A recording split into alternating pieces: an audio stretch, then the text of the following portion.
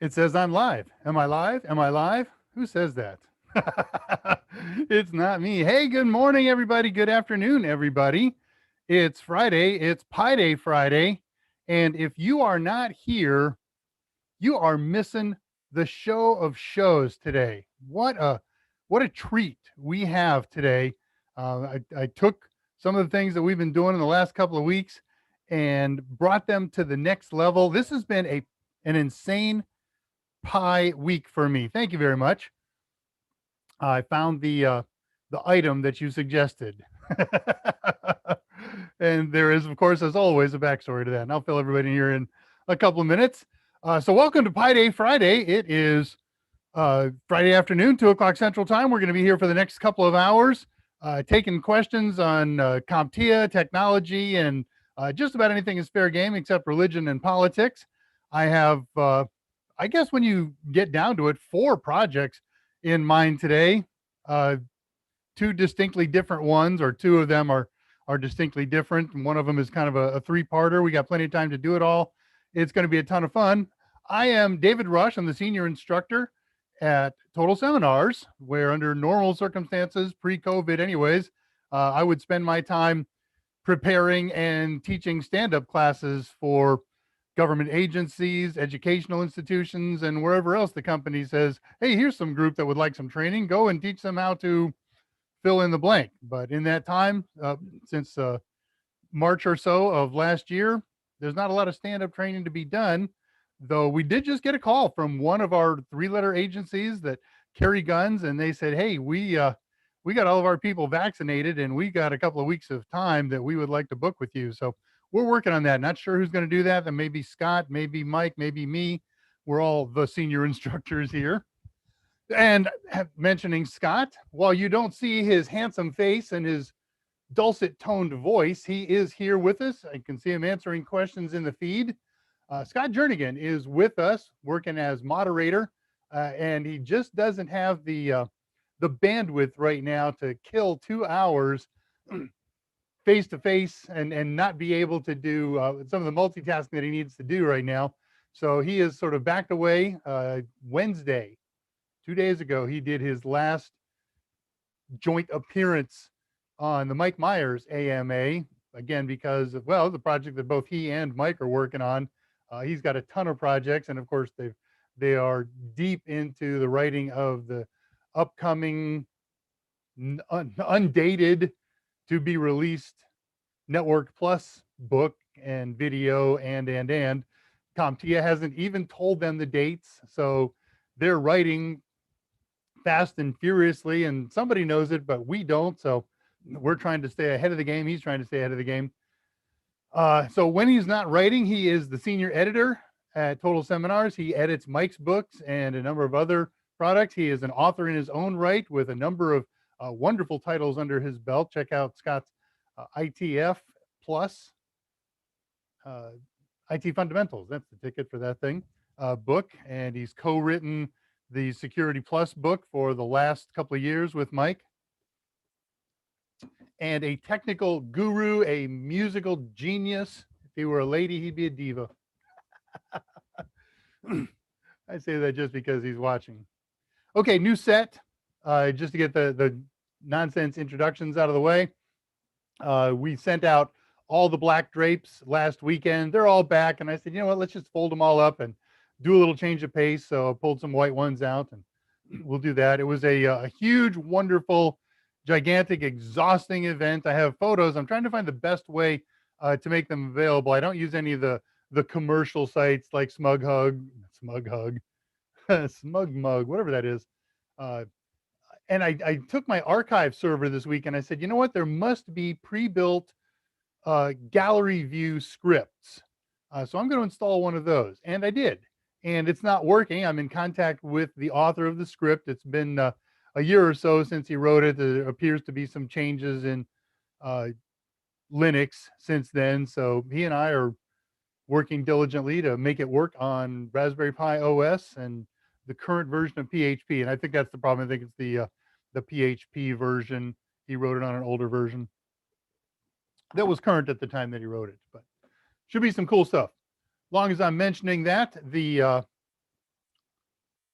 drama archive server is up and running, been up and running all day. It's pyrsquare.zapto.org. Let me throw a link up for that in the chat feed here.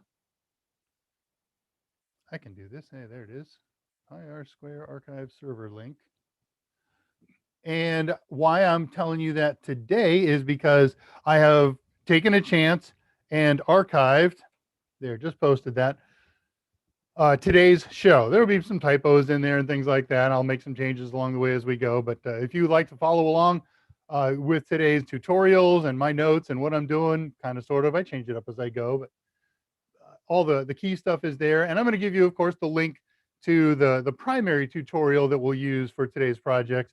And you can follow it along there. I have had to edit it in a number of places. I don't want to use the word significantly, but it's taken some editing to bring it up to date.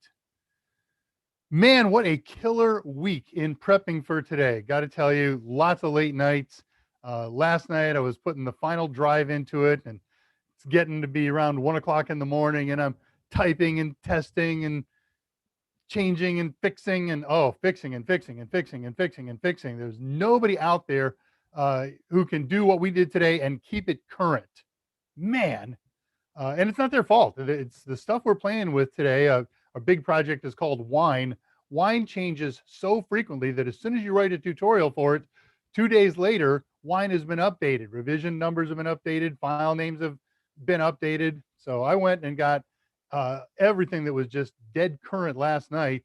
And a week from now, if you're watching this in the archive, or a month or a year or whatever, those file names are going to change. But unlike all the other tutorials, I built into my tutorial the ability, the instructions to how to find and use the most current files. There's one guy who used an interesting technique. He just downloaded all of them and did them all, modified them all, or executed them all in order. And so since they're listed alphabetically in order, oldest gets done first, and then the next one overwrites the oldest, and finally, after 35 versions of that, the newest one has written that. But of course, it takes forever to use that technique. So pass. All right, now that killed the first 7 minutes or so, which is about perfect for intros. That's always my plan. So let's see what's going on here. Check my notes. If anybody's keeping track, I'm not, but it happens in my notes because it's automatic. This is the 37th in a series of weekly dramas. Dave Rush, Ask Me Anything, and Scott. And we use Raspberry Pi to study CompTIA certifications as tools and learning techniques, and of course, because they're just fun in their own right sometimes. And what we're doing today, and for the last 3 weeks, 4 weeks, I guess you can count today, has definitely been directly related to some A+ and Net+ and a limited amount of Security+ objectives. And that's all about using emulators. Mike has spent a good deal of time, and I've spent some time talking about virtual machines. We got virtual machines, we got emulators, and we did the other piece in here a couple weeks ago, 5 weeks ago, 4 or 5, and that's containers. So this is going to close up that topic, I think, and we've done a very extensive treatment on the how-tos, not the underlying technology, but that's not what CompTIA is interested in. So all cool. If you have questions, this is an Ask Me Anything and Ask Scott Anything. So post them in the YouTube chat feed. If you're watching this on the archive, if you're shy, if you got too long of a question to put up there, there are other ways to contact us. Hey, there's a page that I could do that with. Click this, clack that, snap this, share that. And you can find myself, send me an email at daver@totalsem.com, or if you want to use my personal email, that's the one that is my daily driver. I don't give that one to, it's not the one my family and super tight friends use and the government. But you can catch me there at drushtx@yahoo. You can catch Scott Jernigan, scottj@totalsem.com. And if you want to talk to the big man, Michael M. at totalsem.com. This is his time. He allows us to use this, and we are very grateful. We all steam, me less than the others these days, but I'm working on stuff. But if I am online, I'm always online, at least watching Choco Taco play all the time. Choco, if you're here, I'm probably watching you gaming. But you'll find me at Blood Rush TX. You'll find Scott J at Scarhart, and Mike is Senor Pepe. Hey, like and subscribe, please. We appreciate that. It doesn't do anything for us, but it helps others find our channel and find these Mike's AMAs and my AMAs. Thank you very much. Shrink that. Back to this. All right, none of that. In-depth questions, none of that stuff. Last couple of weeks, I've mentioned that, well, we say this all the time. Let me just do it this way. You don't need a Pi to learn the Linux stuff that we're doing here. The only time you need a Pi is when you're doing Pi-specific stuff. So we did Box 86 a couple of weeks ago. That's very Pi-specific, or at least ARM-based SBC specific. You can't run that on an Intel machine because the job of Box 86 is to translate x86 operational codes, CPU opcodes they call those, to ARM opcodes. So you got to have a Pi for that. But you don't always need a Pi for our projects, and that includes today's project and the last 2 weeks. If you want to run, let me get this right. I'm getting all my terms mangled up here. Box 86. Yeah. Today we're talking about wine. And so wine is the big trick. You can run wine, and we'll get into why you might want to consider using wine on an x86 Linux box as we get into the thing. So today's project, definitely good for wine. Did that. I guess let me show one more slide here just to get these out of the way, because I took the trouble to make them, so good golly, somebody ought to see them. I know, I crack myself up. All right, I got a couple of slides here. That's not the one I wanted, but it's a cool one. All right, so I posted the link for this about 2 minutes ago on the YouTube feed, but we've got my archive server up there of all of the notes and displays and exhibits and scripts and whatever else. I'm keeping it on this pyrsquare.zapto.org server. Man, when I posted that, did I post that as an org? I suddenly have this terrifying thing that I didn't. Reading my own messages, countdown. Oh, Scott posted that. There it is. Okay, yeah, I did. I got it right. And as long as I've got that page up, this one also has the same info on it. And if you ever want to go back and watch these Mike's AMAs or my AMAs, you will find them all at YouTube.com user Total Seminars channel. Yes, thank you, Scott. And you can find them because they're good. All right, unshare that. So let's see what's going on. Who's here? Who's not here? I'm taking attendance. So if Elbow's not here, I'm going to start calling him. Scott, you're such a diva. You're not, of course. You're a wonderful artist and human being and possibly slated for sainthood. And I can definitely see you holding a cabinet position in the Biden administration. Was that political? It wasn't a political argument. I actually believe that. Link the okay. So at 1:59, just before it started, Scott posted a link to the unofficial Discord channel. It's a link. It's not the weekly semi-permanent link. So I'm going to put that up in a little bit. But we get together after these AMAs, hang out on the Discord channel, the unofficial Total Seminars channel. It's unofficial. We have nothing to do with it as far as operating it or owning it or its content. We are participants of it. It was set up by a good friend of ours, Jose Braden, and it has grown by leaps and bounds, so much so that about a week ago, I meant to mention this last week in my show, and I forgot. I apologize, Jose, if you're watching, that Jose boosted the server, and it gets it a whole much more benefits and makes it more findable, and hope you can make it. I will turn up for a little while after the show. We'll do mics and cameras and things like that. So Scott's got a link to it at 1:59. I'll post another later. At 2:01, when the show started, Andre, oof, I thought there was no sound for a second, but then I discovered my own sound button. Reading messages. Zach posts, Zach retracts. Zach talks to Andre. And I'm sliding past ats. So if it's an empty thing, if it's not targeted for anybody, I'm reading it. If it's targeted for me, I'm reading it. For instance, I see one coming up from Zach. Andrew Hutz is here. Andrew? Andrew. I guess it depends on which country he's living in. It's going well, Andrew. How are you doing? Dave finally stumped me. What? Tullowit. He put up a Brad Paisley shirt. Oh, come on. Not even a Paisley joke, for goodness sake. We could have made, I mean, I know this isn't Paisley, but you could accuse it being Paisley. Too easy. Yes, I do actually have all the photos copied up to my server, Zach, at 204. I'm trying to get this gallery viewer script to work, because otherwise I'm going to do one line at a time for each of the pictures. But there are PHP pre-written scripts that you just go into this thing, and it shows all the thumbnails, and then you can click each one. And I've got the code and everything installed. It's just not working. When you click on the gallery, I get an error message.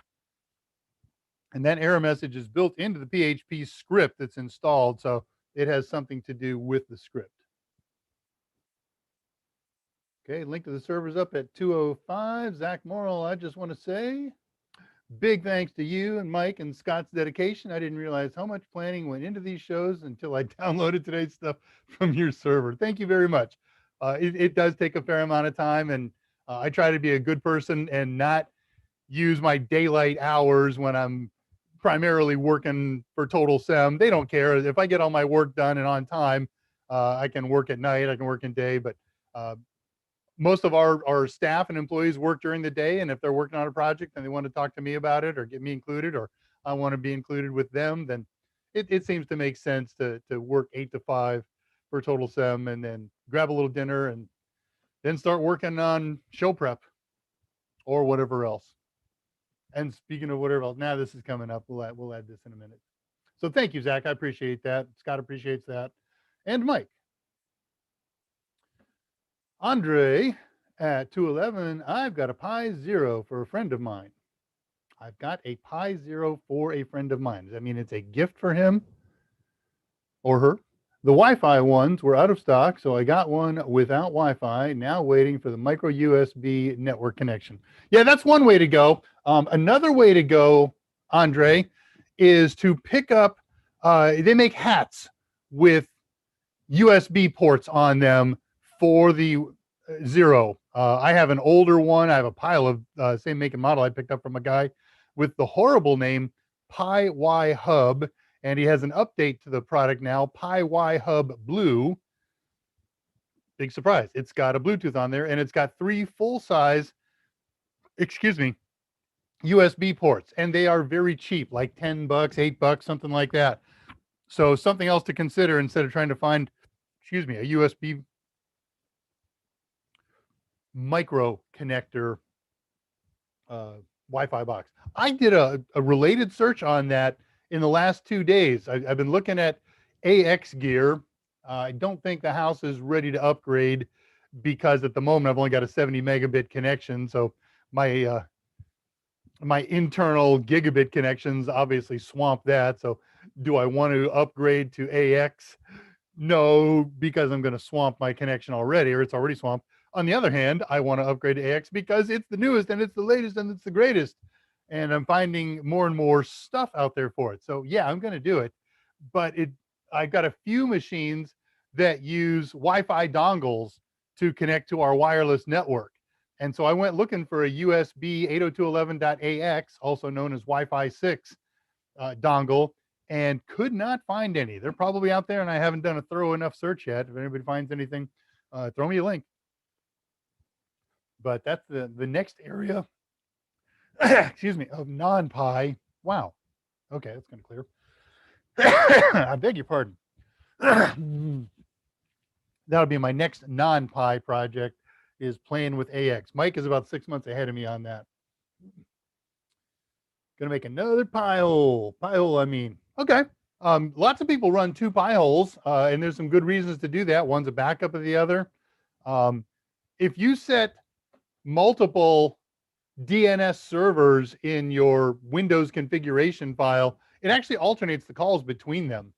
I thought it was a preferred primary and secondary, and that's saving the list. But from everything that I've read of late, I haven't proved this, but I'll take it on faith for the moment that they're alternatives or they're busy oriented. I made a lot of calls to this one. Time to make a call to that one. Moving along, 212. Connor Wellman is here. Greetings, mi amigo. That was weird. Oh, thanks, Zach at 212. Andre, cleaned my glasses. The world is a lot clearer now. Go ahead, Dullo it. Let's hear the song. And congratulations on your father's improvement. I hope that infection clears enough and he can get cleared tomorrow. That'd be great. How present. Dave is seriously angling for a raise. You know what? When you're not here and can't hear me, I say nice things about you to the missus. So it's all true. Zach says at 2:15, what does server boosting actually do? Man, I am not a Discord enough expert on that to have all of the answers. I read the list of things. Among other things, it gives Zach the ability, Jose the ability to provide more emoticons. I think there's a default 50 emoticons that bumps them up to another 100 of choice.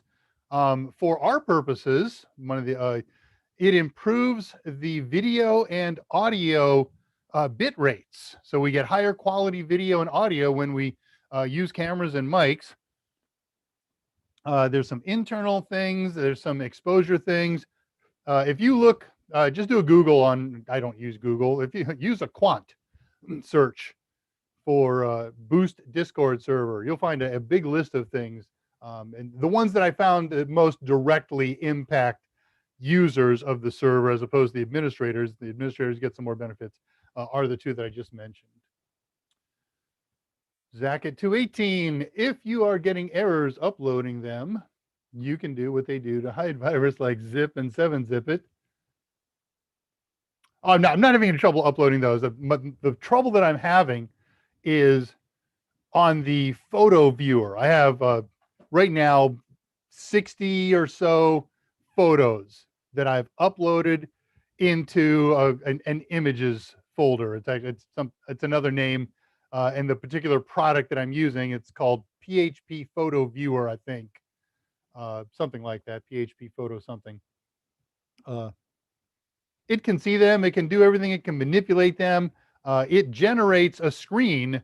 It has its own PHP file, and I can link to it and jump to it, and it shows an icon of the gallery with the name of the gallery that I've given it. And then what's supposed to happen is you click on that gallery, and then all the thumbnails of all the photos. Oh, you think I should throw a single zip up there and let everybody download all of those? I see your question there. I can do that. It'd be a one shot. I don't think anybody's that interested in all these pictures. Here, let me show you a couple quickies. Ugh. You'll be bored, so I'm just going to do this really fast. We bump into this. We go to the pictures folder. And into here. In Cryptolog. Okay. Thanks, Scott. Spring Crosby this week. Okay, here is the pictures. Now I'll share because I like you guys. Or maybe I don't, because you shouldn't have to see all this junk.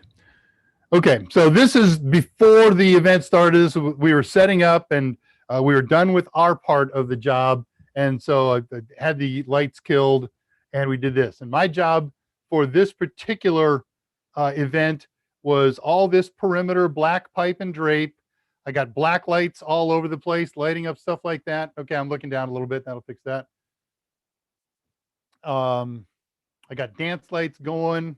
Oh, there's the actual part. I wonder why that's out of order. Louder. Okay, I'll try this. So there's some black lights lighting up. This is a photographic backdrop. There's a photographer there shooting pictures, and the kids are shooting selfies on it. Over here, you can see I got up lights going all over the place. So this is some of the stuff that we do. I had black lights on these when the next day went up. It got louder. Yeah, okay. Yeah, I think it's because I'm looking down at my screen in order to see these images. And so I get it. Oh, over here. These are the dance lights. These are a couple racks of black lights. Dance lights there, dance lights there. You get the idea. All right, let me get a couple of zoom over to that tunnel got black light lit for the party itself and glow stuff on the table. Lights are back on now. A couple quickie pictures of more setup people. There we go. So there's some good black lights on the entry hallways. This is a junior high graduation dance, if you can believe that. So they had a great time here on the non glow in the dark dance floor and the glow dance floor. All right, enough of that. I'm bored. And I know you are too. Let's close that. All right, back to questions. I super scrolled while I wasn't looking.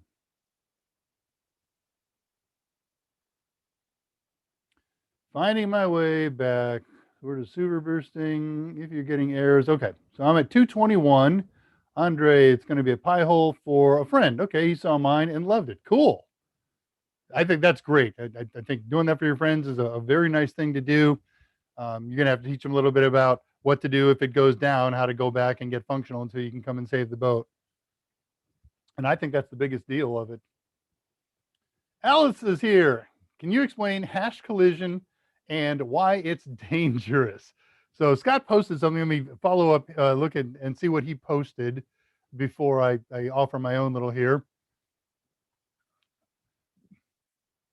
Okay, so this is a cryptographic issue, and it's used in a collision attack. A cryptographic hash tries to find two inputs that produce the same hash value. So normally when you take a string, a text, a page, a whatever, a single number, a single byte, and you run a hash function on it, ND5 or SHA-256 or whatever, it's going to generate what has historically been believed to be a unique output number. But by hook or by crook, by accident or on purpose, they have discovered some tools, some inputs to the hash function that shockingly results in the same output. And so if I know a hash function that you're using, I can use a different input that generates the same hash and be able to interrupt, intercept, man in the middle, or otherwise attack your communications session. Ooh, Scott's got more. Scott's been writing about this stuff a lot lately as he and Mike have been co-writing or did co-write the 601. So he's on top of this stuff. He says this is in contrast to a pre-image attack where a specific target hash value is specified. And there's two types of collision attacks.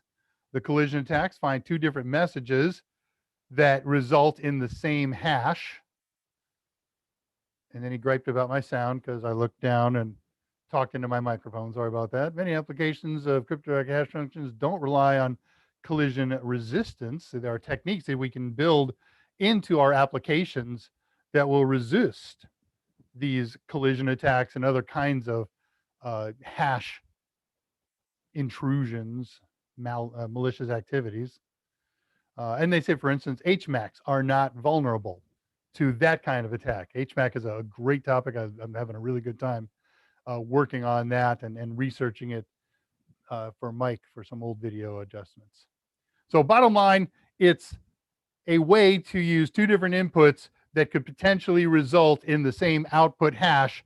And there, since I've got the same output hash, I can use this input to corrupt or otherwise damage or intercept or do whatever, do something malicious to the encrypted stream. Blah, blah.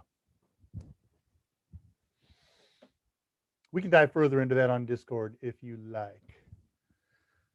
Moving along, 224, Connor Wellman talking Sec Plus 501, of course, in May, taking. And just recently got my second Pi 4 8 gig. What do you think would be a good project for my new Pi to help prepare for Sec Plus? 501. Wow. Okay, let's talk security stuff.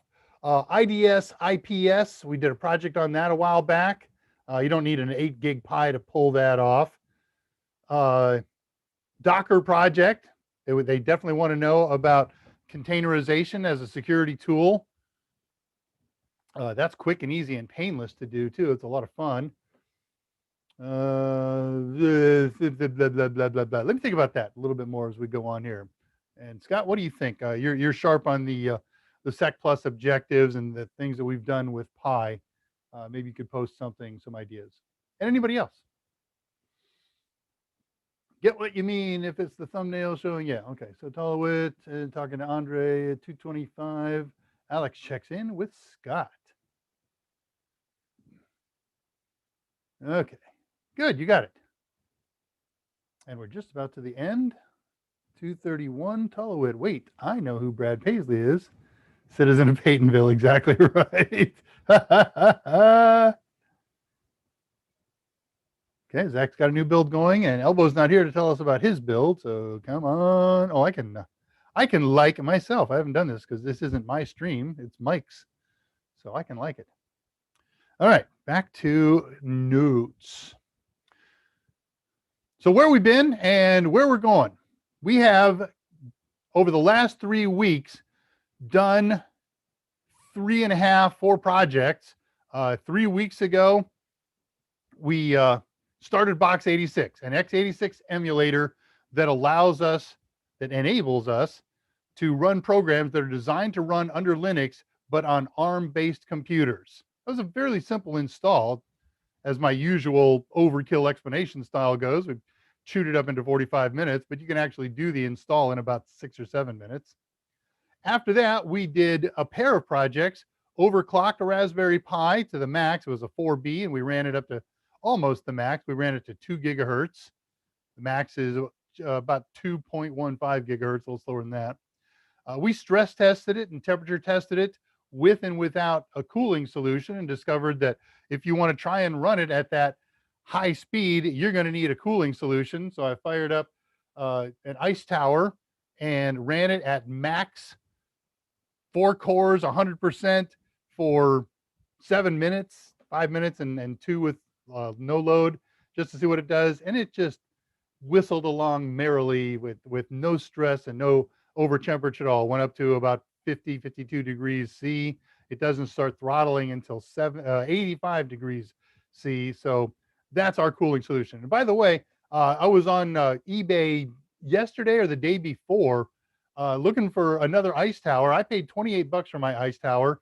I think they're going to upgrade it because there seems to be a whole bunch of them on sale for 19 or 20 bucks. So I ordered one for $19 yesterday for my 8 gig unit when that happens. All right, so that was 2 weeks ago. We overclocked and cooled. Last week, we ran our first Linux program, and we picked a sophisticated one, a program that was coded to run on an x86 distro of Linux. We used the Zoom client, and it worked. It was awesome. That's freaking magic. And so I thought, well, that's a pretty good series. Let's go on and do something else. But this past weekend afterward and during my breathing time between that gigantic setup, it was huge. It took us about 9 hours to set it up. Unfortunately, 2 hours to tear it down, and then another 2 days to get all the trailers unpacked and everything put away and the drapes folded and all that stuff. But in the brain break time between there, I said, you know what? Let's take this project to the next level because there's only really one more thing to do with it, and I wouldn't want to restart it from scratch and do another project down road. So I said, let's set it up so that not only can it run programs that are designed to run on Linux x86 distros, but how about on Windows on an x86 computer? And there's a program to do that called Wine. Wine is not an emulator. All right, we'll get into that, why they say that. But it is an environment that allows us to run Windows programs on an x86 Linux box, which we do with thank you, with Box 86. But then we've carried it that one step further. Box 86 is then translating it into ARM code. So we've got so many layers going on here. Is it doable? Is the performance acceptable? Well, that's what we're going to find out. I also have another very quick and fun project that we're going to do before that. It's installing a program called Pi-Apps, Pi-Apps. You can look it up. If you already downloaded today's archive, you can see it in the process. It's fun, quick, simple, and I won't drag it out. News, tricks, and traps of the week.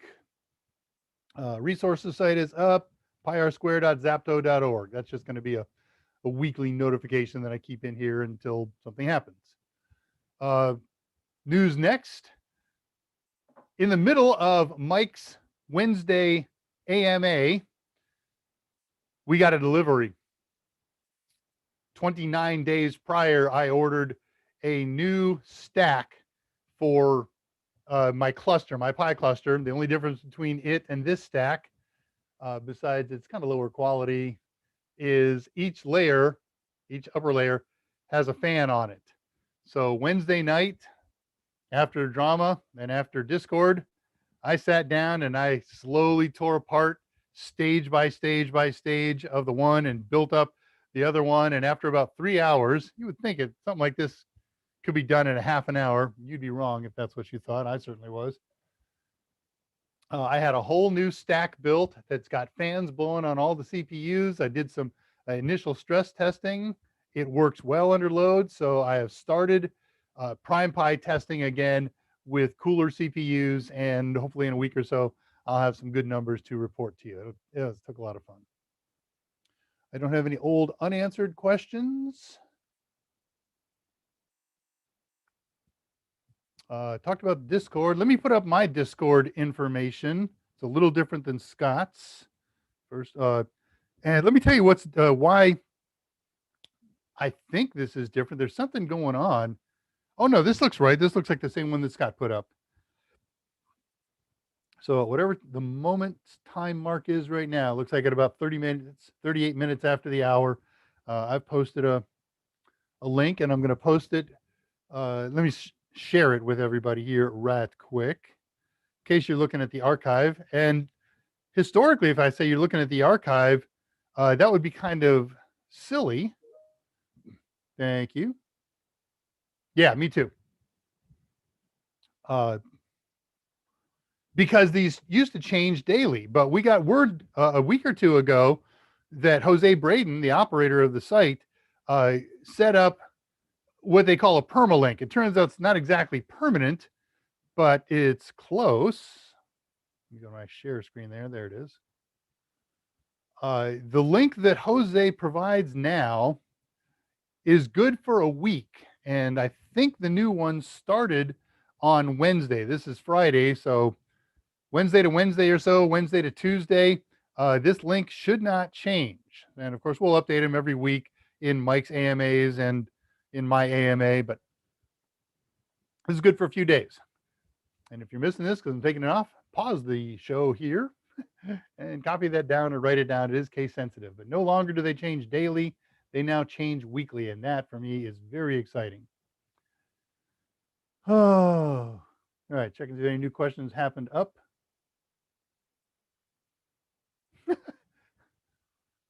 224. Oh, okay, good. That wasn't for me.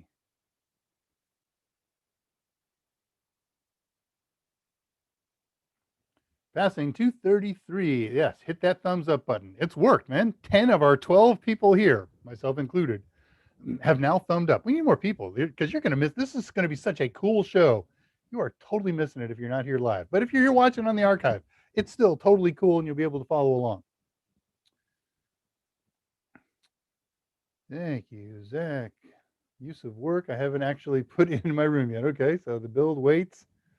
Vaping around your PC is expensive. Yeah, I don't know what that. I can't imagine that vaping was the cause of those marks on your Mobo, but I suppose it's possible. And sorry that they didn't honor the warranty on that.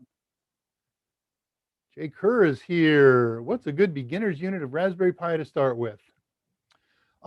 Yeah, so the 3B is still for sale. And the cool thing about the 3B is it's got a gig. It's got a 3B plus. It's got a 1.5 gigahertz processor in it. And it's fully functional. My cluster stack is made of 3B pluses. I've got some 3Bs running around here, and they're only 25 bucks.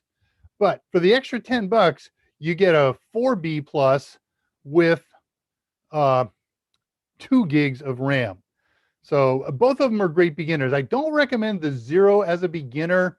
You gotta have really small fingers. It doesn't have much capability, and it's as soon as you start playing with it and you say, "Oh man, this is great," and it says, "Oh, sorry, I've got a 1 gigahertz processor and 512 meg of RAM, and you can't do the project that you wanted," you didn't save very much money by getting a Zero to learn with. Zeros are project ones that I think you should get if you're doing a particular project and the specs of that thing fulfill the needs of your project. But if you're looking for a learning unit and one that's got some growth and use potential, 3B plus for 25 bucks or cough up the extra 10 for 35 bucks. And of course, there's a couple more bucks in it. You need a micro SD card.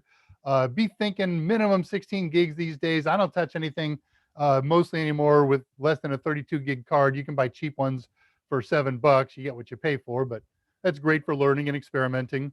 You need a power supply. Those run between 7 and 10. And you need a case. Not because you need a case, but you need something to put it on so that the metal solder blobs and pins and things like that on the bottom don't hit anything metal, short out, and kill your $35 investment. Those are by far and away the number one horror stories that you read on the net under "I killed my Pi." So get a little enclosure for it that won't allow anything to short it out. Tulowit's a big fan of Noctua, and they are my big fans. Noctua makes fans. I don't know if they make them for Pis. In my experience, the absolute coolest, bestest, and cool as in hip is this ice tower that I've been playing with. Man, I love that thing, but it ain't cheap. You'll spend almost as much on it as you will on a Pi. But wow. Hey, Michael Reeves is here. Good afternoon, alive and present. Nice to see you, mi amigo, Andrew. The Zero is super cool, but if you're trying to learn things like programming, you'll be frustrated how slow it is. There you go. So yeah, again, it's project oriented. It's not learner oriented or real project. Took 30 minutes to update, upgrade my Zero. Well, that's going to happen if you installed Raspbian 2.5 years ago. That's a little long. I have Zeros running all over the place for projects. One of my Pi holes is on a Zero. Update upgrade takes 6-7 minutes. But if you get behind, it can take a while. All right, that takes care of that. I am caught up. The time is 14:44 on my local clock. And so that takes us to the first fun, quick, interesting project. I've already got this on one computer. So let me put this one on another because I've already got it on the one. And I presume that it's going to work on the others. We got 4 projects today. And they're kind of broken out. There's 2 projects, and one of them is broken up into 3 pieces. The one that stands alone by its own thing is the installation of a program called Pi Apps. We're going to do that one. It's going to take 5-10 minutes, something like that. And then we've got the Wine stuff. We're going to install Wine. We're going to run Wine with Windows programs, and then we're going to run Wine with a Windows game, which is also obviously a program, but I think it kind of deserves its own thing. installing Pi apps. I don't have a tutorial for you to follow. Download my archive and follow it from there, or watch this thing, this show after it's done and pause it step by step, because that's how it works. So what is Pi apps? Pi apps is a program that has a list of, there's Choco Taco, just came on Steam and he's playing Squad. Somebody go on Steam, if you got a Steam account, jump on Choco Taco's case and tell him to get over here. And tell him Dave ratted him out. Okay, Pi apps. Pi apps is a program that has a list of installable programs in it. They're not all installed, but what's really cool about them is they are all single-click installs or single-click uninstalls. So if you don't like this program, don't install it. If you like this one, install it. If you don't like it later, uninstall it. But it's got a good collection of them. So let me show you how to install this thing. We got to open up a link to a server. This is a good server to put it on. SPBERRY. That's the password of 80% of my Raspberry Pis. If you ever break into my computers, you will know. I know I'm not sharing it with you yet. Give me a second.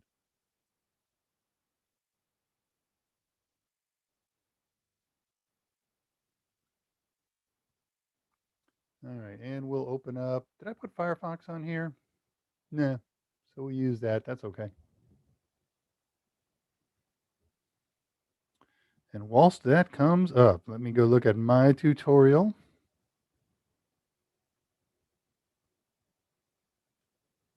Oh, I hit the button on that. Sometimes my mouse clicks very slowly or takes a hard click. There we go. I needed a harder click. See, click harder. Mike's advice.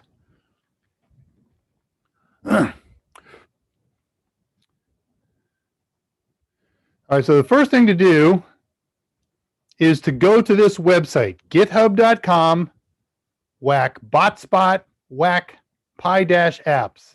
And I don't know if GitHub subfolders are case sensitive or not. So find out.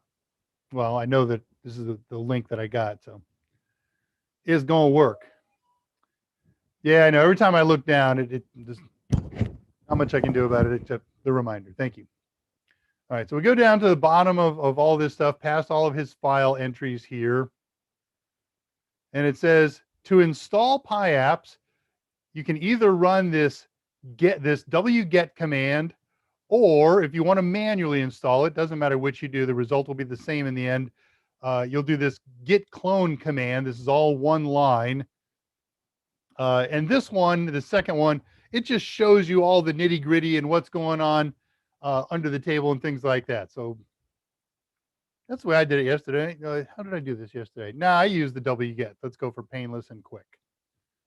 So all you're going to do is go to this page, copy this wget command, right-click copy,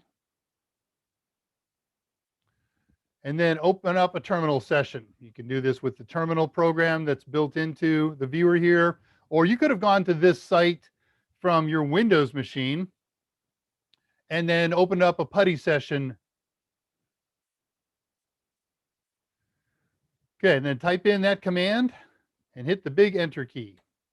Buzz, buzz, grind, grind. And while that's happening, let me check my notes. Takes about 2.5 minutes. So I'll tell you what, I'll stop sharing while that's happening. Come back to head, as they say in the motion picture biz. All right, so there's nothing much to do here. You're done with the install. When this is done, we'll be able to go into the menu and take a look at the program and what it is and what it does.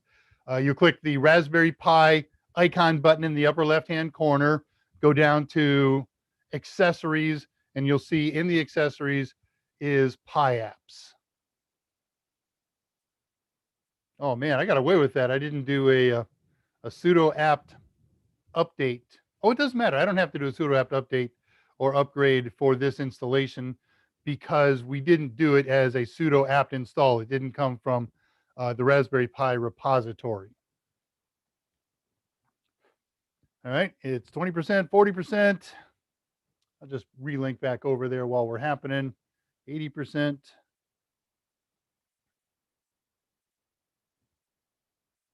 Reshare, that's the way to do it. Click that, click that. It's just about done. So this is kind of cool. It's installed the PyApps program. Now what it's doing is it's calling out to the PyApps resource repository and updating all the programs that are installable with it. So we can close this, we can close this. We could have left them open, but here it is. It put it on the desktop, and it also has it in accessories. Really? Oh, I got to click it. Click harder. PyApps.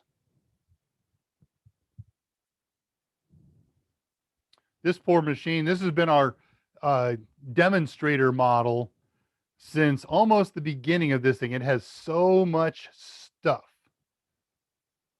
on it that it just works its little heart out. I should have gone to the Pi 4B, but come on. There you are. All right, so I can open up this all apps, but you can see here we've got a pile of editors. Really, you can double click. All right, there's all the editors that you can install. And again, every one of these, you just pick them by single clicking it. And then you would go down here and click install. I'm not going to install Scratch 2. And go back. I didn't even know. I didn't go through all this stuff after I installed it. So I don't know what all is here. Eye candy changes the way display UA launcher. Oh, wow. You can put a Windows 10 theme on here. Pass. I got a Windows machine. Let's see what's under games. I'm double clicking these, not single clicking them to get to the page.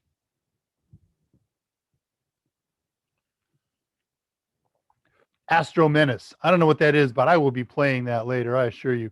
I got my doubts about whether or not this Steam thing is going to work.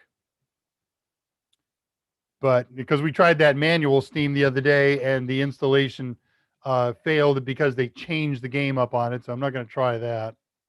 You get the idea. This last one I want to show you is tools. So we did a Box 86 installation 3 or 4 weeks ago, depending on how you count. Purportedly, we could do that here with this. It wasn't a difficult install. There was just 4 or 5, 7 at the most steps. So it may work installing it from here, but not doing it on this machine. Doesn't have enough horsepower for me to be comfortable with that. It's a 3B Plus with its 1.5 gig CPU and it's 1 gig of RAM. So, all right, cool utility. And that is project 1. Huzzah! Check questions, and then we'll start on wine and programs and games from Windows machines. That is so cool.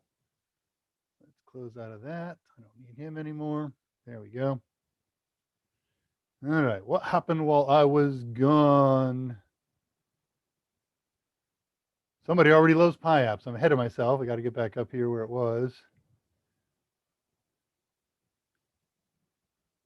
Link in Discord for Noctua Raspberry Pi fan. Okay, cool. Thanks. I'll do it for a pile. I love that. That's a heck of a line. Scooby, I'll do it for a pie hole. Man, you just can't do that with Scooby voice. That doesn't work. Need R's in it. Okay, this is reading questions.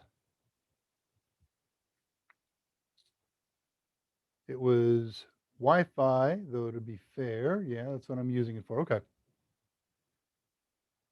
Andrew Hutz as a new install with a recent version will be faster, I question. Reading that. Okay, that's something. That's an internalized conversation. Let me see. I'm going to put this. I'm going to take Tulowit's command at post at 2:45, and I'm going to put that in my notepad here so that next week I will include that as a previous question. And post the link myself. Or Scott, if you haven't already, maybe you could look up that Noctua Raspberry Pi fan and the link to it, unless the Tullowit post is actually shows a link right now. I don't know if non-moderators can post links. Reading questions. Passing 245. Maybe something else causing it. Super slow. Yeah, so hard to say what that was.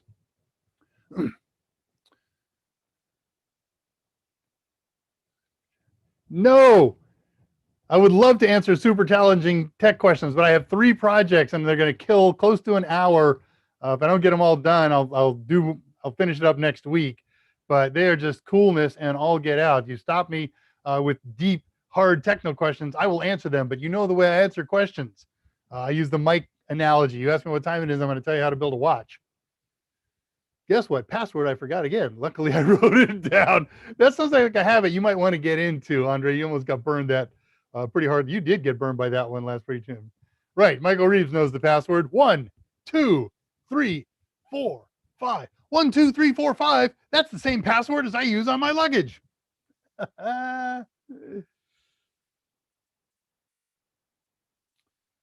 Passing 247. Lots of conversations. Starting with each other. Started my weekend early. That's the problem with this show. I can't start my weekend early. I'm committed to being here at Friday. And if this gig happens, if this training gig happens, it's a couple of weeks where I'll be out of pocket Friday. I don't know what we're going to do about that. I've never considered missing a show. So that'll be an interesting proposition. I'm sure Scott could and would do it.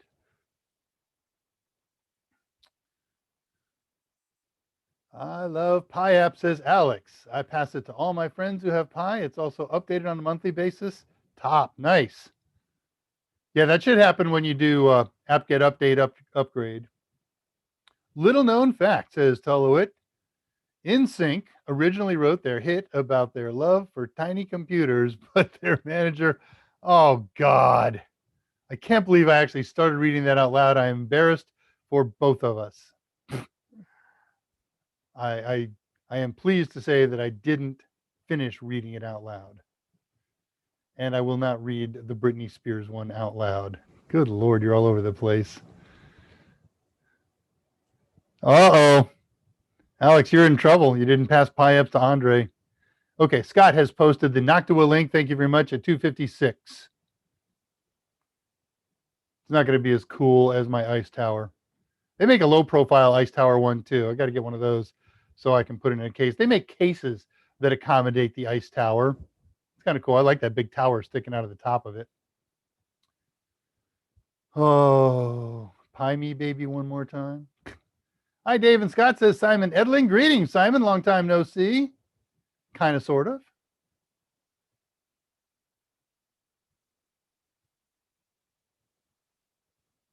Have a nice weekend. You have a nice weekend as well. Stuff is popping up here. Victory! All this talk about wine is making me want to drink wine and not Manischewitz, though. You only drink Manischewitz during the holidays, right? I mean, I know there are rationale for drinking it at any time. Not every wine is a kosher wine, but it's only advertised during the holidays. How's that? Okay, that takes us to caught up on questions. So let's get into some wine. That time mark was 258. You're proud of the bad ones. You shouldn't be. Tell your mother on you for that. Okay, project number 2, installation of wine. First of all, there is kind of a tutorial. I started with one tutorial that was a follow along YouTube tutorial. And then he had a string of commands listed in the description. And I went down there and I started with his commands, and they were so far out of date that I started working on them and getting them up to date. And I ran into a part that left me kind of stuck. And so it's, well, look, there's a million tutorials out there on how to install wine. Let me go find an alternative one.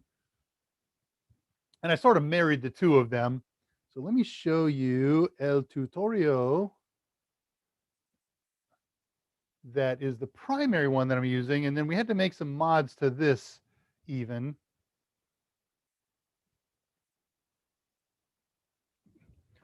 everything that this person did in his tutorial, you could do and it would work. It's got some inefficiencies and it has some things that if you've never installed Wine, won't do anything because he's got a couple of different places where he backs up his old installation of Wine and runs you step by step through that process and then sets up a new one. So if you want to follow along, there are two ways to do it. You could go to this very web page right now and you'll see the parts where I skipped over. I skipped over his backup stuff and I fixed 5 lines. I changed 5 lines so that they're way more efficient. You could also use the outline that I'm working from today that's in the archive if you want to download today's archive. And those are the two ways to do it. And they will tell you, my archive will give you exactly what to do. So here's the problem. Wine. Wine is this environment that allows us, they call it a compatibility layer, that enables us to run Windows programs on a Linux box. Now, you can run Wine on Ubuntu and you're ready to go. Or if you're going to run on a box like ours, we need to translate from x86. Now, let's go back here. You can run Wine on Ubuntu on an x86 or AMD box. Native, you're ready to go. Now you just run Windows programs under Wine and it will translate it into the Linux world that it needs. In our case, we need that additional layer, box 86, that says, I'm going to present an x86 looking piece of software. So Wine talks to the software layer of x86, of box 86, and then box 86 translates it to Raspberry Pi OS and the ARM chip. So we got a lot of layers going on there. They make Wine better and better all the time, really frequently. So the Wine that we're going to use today is going to work today, and it's going to work tomorrow and the week after that and so on.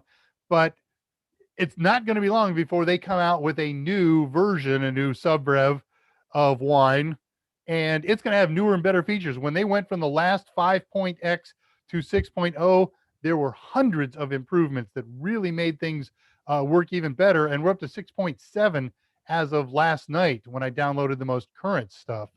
So this is going to get out of date. His tutorial will make sure that if anything updates, you'll automatically get that update because you're going to get every single revision of the necessary files, and then they're all going to get installed. The newer one's going to keep overwriting the older ones. That works, but I'm going to give you the method to go and identify the newest one and then just put it in the command lines and run them. I think it's a little more efficient. All right, so that's what Wine is. Wine stands for Wine is not an emulation. It's a compatibility layer. It's a shim. It's kind of like an emulation, but it's much thinner. It only translates what it needs to that's specific to the Windows world. It has nothing to do with emulating a CPU or the full operating system. And I'm not going to dive into it any deeper than that. Let's see. This is not a difficult install. You just do it step by step and be patient. And that patience is going to get old. This takes a while to do. So obviously I'm not going to do all of it. One of the steps takes around 20, or one of the sets of steps takes around 20 minutes. So I've done most of this, but I'll show you some of the new stuff and just walk you through some of the tricks and traps. So it's my notes here. One of the things that he doesn't have in his tutorial is before beginning the process, overclock your system and run a cooling solution. This is going to take up a lot of CPU horsepower. It's going to take a bit of RAM.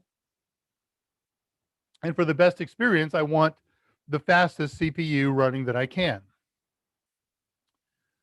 And then not in his instructions, his first set of instructions are all about the backup. And his first instruction says to do this. Oh no, it doesn't say do this. Here's what I'm going to tell you to do. I'm going to open up a web page and show it to you. This is where we're going to get the primary Wine. Let's see, I can open this on here, be a little more efficient. Files that we're going to download. There's two Deb installation files. Debs are Debian packages. Do please load, and then I can share with you there. Where we go. All right, now let me share this.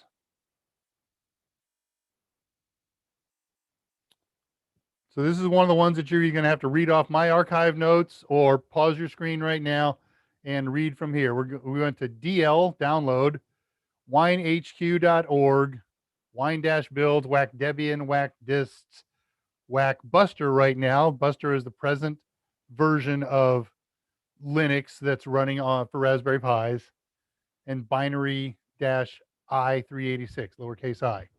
And what you're going to find in here is a bunch of files. And there are two of them that you want to note the name out of them. You can also just copy these files, save them down.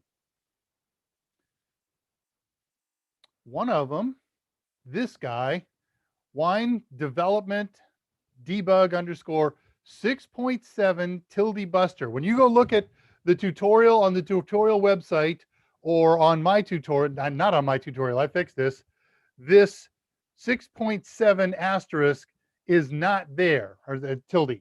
There is an asterisk tilde, and that's what's going to cause it to download 6.6 and 6.5 and 6.4. So go down and find the file name that's got this underscore biggest number. Next month it'll be 6.8, or next week, or who knows how long. And then you're going to want to update the command line reference to this. And then there's another file. Let's see, that was buster1 underscore 67. Where are you at? Wine develop. Oh yeah, okay. Then the other one looks very similar. Notice that this is wine development debug.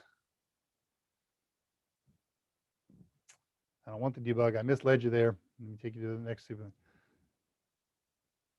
Wine devel underscore 67.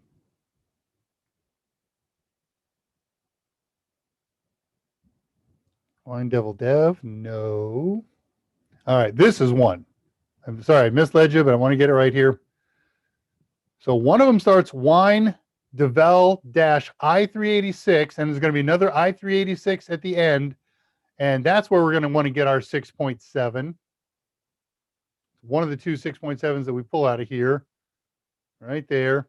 And then the other one is here, this wine-devel development underscore. So they're at the end of the files. And notice this is a big file here, relatively speaking. It's 75 megs. So this guy is downloading this 75 meg file and this one and this one and this one. They keep overwriting. They don't keep overwriting them. So it's a royal pain. So pull that file and then pull the wine development underscore 6.7 blah blah blah. This guy. And just note those two file names down and replace them in the script. And there are 4 places where they have to be replaced. One is in the one each is in a place where we do a wget, and then right after that there's a pair of dpackage lines. So let me put all 4 of these lines up so you can see them. I'm not going to run them because they've already been run. Let's do this on a server. So we share this server. We'll do it on Rasbox server.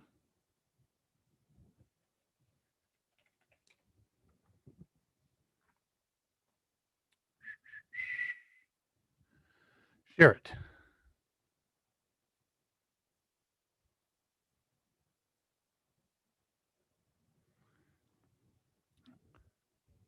So we're following the tutorial. There are 4 lines in there. You would put them in, copy and paste, works fine from the tutorial or from my notes, one at a time on this command line. But I'm not going to do that. So I'm just going to nano and show you the 4 lines.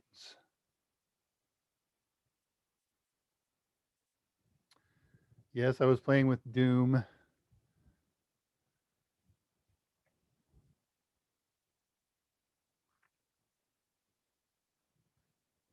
Control C, hold it nice and hard. Right click, paste. There we go. So here's a wget, and here's where we change the line where it's got an asterisk here to 6.7. Do the same thing on the next line for the other file, the devel underscore, change the star. And then on the next two lines, we have these depackage lines, change the file name that starts here, wine through .deb. And again, the secret here is to get the 6.7. So you're going to run these four files, or these four lines. And this is an interesting deal. You can actually copy and paste all four lines, and they will all run. The last one won't run unless you mark down to the next line. But just as easy to do it line by line. No big deal. No, don't save that change. All right, checking notes here. So that's how our tutorial starts, the first four lines. And we're going to make changes to them. Then the tutorial on that whole process takes 5.5 to 6 minutes. Next step. That's actually copying some base files and turning them into installation files. So to install them, there are another four lines. And again, I'm not going to run them. They've already been run on here. So let's see if we can get them to paste in. There we go. So one of them is going to move a folder to another folder. And then these are going to make what are called symlinks of some of the contents of the new folder into the user local bin folder. When you put something in user local bin, it allows you to run a command without actually being in that folder. So we need to be able to run the wine server command and the wine config command and the wine command. All right, that was simple enough. We've got 8 lines. Oops. We'll keep that up and running. We're installing wine. Now, the first tutorial that I used didn't have the following steps in it. The next one that I switched to, the one that you're following, did, and there was a lot of time and revisions that changed between those two. So I'm taking the new tutorial writer's word for it, and I ran this thing many times, and it works. So all we got to do is 2 lines. We're going to install one package.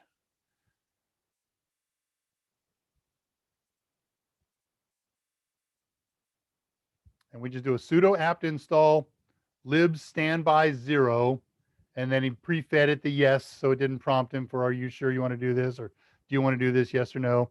And then he says, okay, now move to the downloads folder. You got to be either in your home folder. Oops, I don't want to be there. Let's open up the terminal.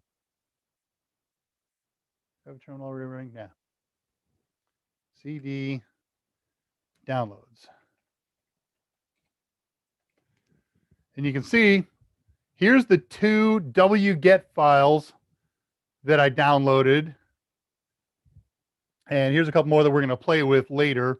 But here's, after we created the install packages out of these debs, it created this wine installer folder under there.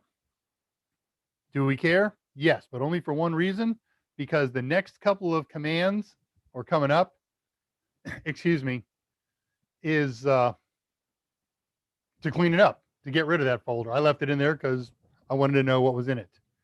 Now, one more thing that the guy says we've got to do. Oh, by the way, that app install of the lib standby 0, that's about a 40-second install, so that's no big deal.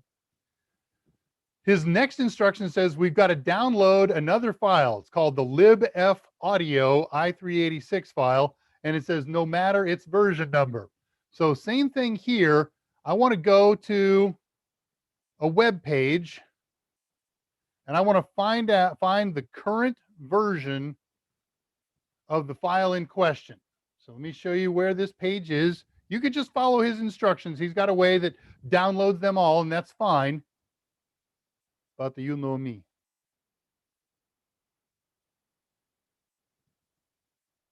Stand by, opening the page. Oops, that's not it.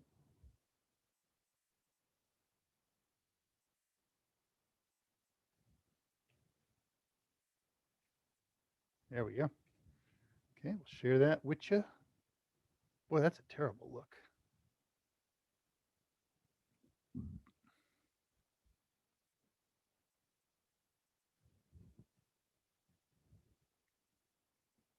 All right, so we got a website here that we're going to do a wget from. It's called ftp.us.debian.org. Whack Debian, whack pool, whack main, whack F audio. And I want to find the most current version of a file called libfaudio0 underscore a revision number tilde bp0 10 plus 1 underscore i386. So I'm going to,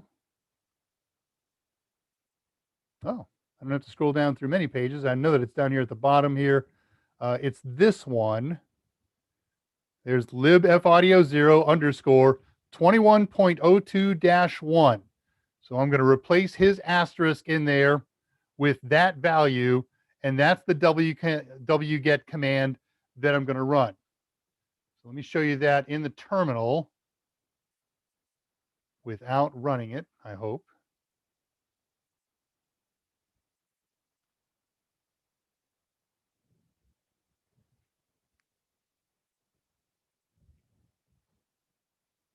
Doesn't matter what folder you're in when you run this. So we'll paste. And that's what's going to happen when you copy and paste it with the correct number in there. This will make sure that it only downloads the one and the most current file. Okay, once that's down or wgetted, I made notes on how long that took. How long was that? 1 second. It's a package. It's a Debian package that needs to be installed. So his next line is the installation line. Looks like that. dp package deb, extract and show in verbose what we're doing with it. And then there's the name of the file that we downloaded. And here again, this is a 1 second operation. It takes you longer to copy and paste it than it does to actually run the program and download it. Hey, we're almost done here. And then the last thing that we're going to do, we're going to stay in the downloads folder and we're going to copy some stuff to the user folder. It's just a little sudo copy command. You run it, it happens instantaneously. Sudo copy with some management flags, the libfaudio whack user, because it will make a subfolder in there, to the whack user folder.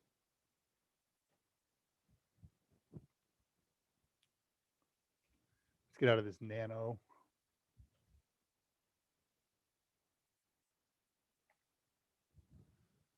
Get out of here. Okay.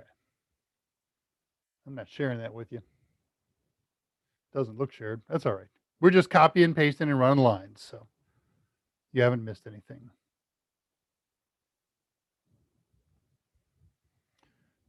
I'm not going to run through show you the next of his set of lines. There is simply 2 lines in there that are RM lines. RM libfaudio file name. That's remove. And then RM minus RF, the libfaudio folder. By doing RF, it means take the folder and all of its contents on down. And that's it. It's installed. Everything is done. Right? Well, let me show you what to do next. Now we're going to boot up the wine environment. This is done initially from a command prompt. So let me share this with you.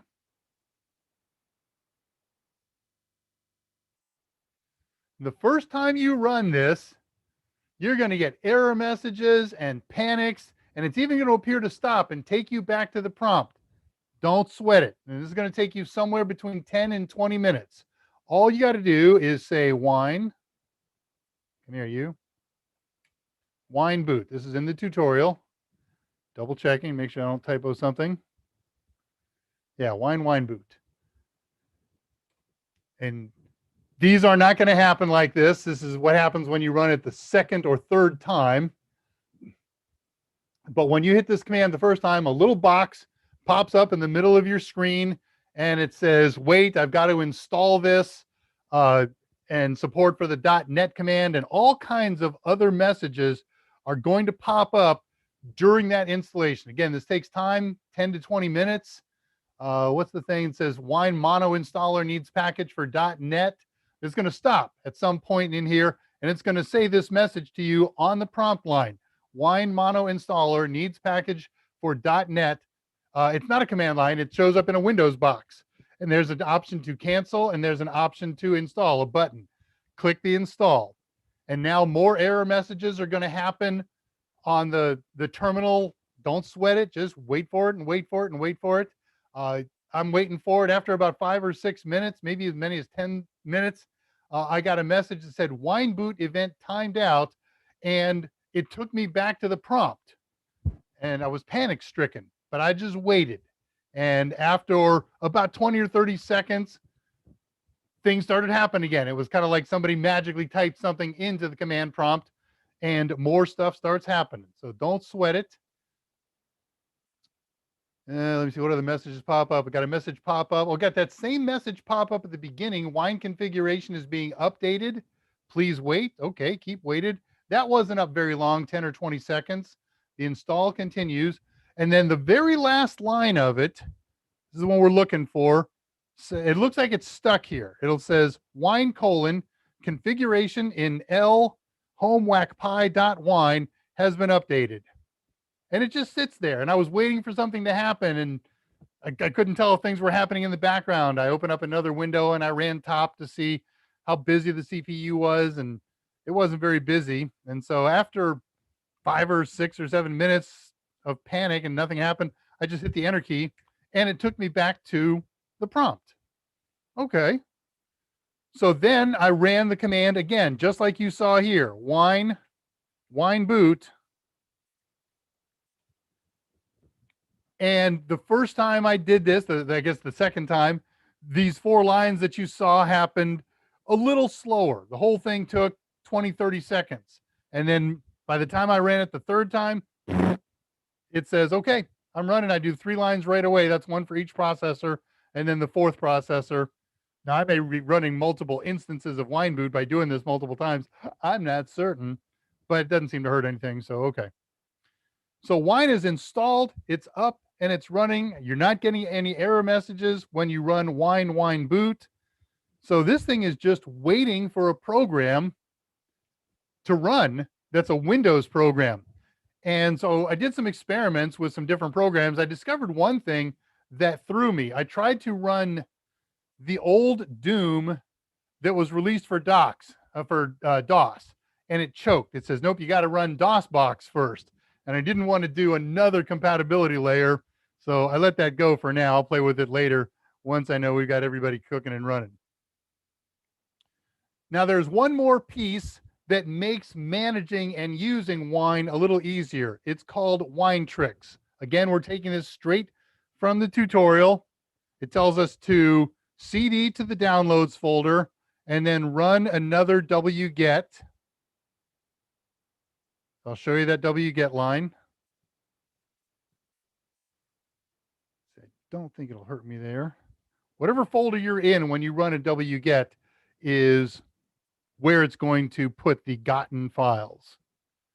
So it says, all right, I'm going to get a file called WineTricks from raw.githubusercontent.com, blah, blah, blah, whack, whack, whack, whack. Okay, so you hit the enter key on that, and it downloads the WineTricks file. Might be a folder. Oops, I didn't want to go there. I want to go here. We're sharing. That's okay.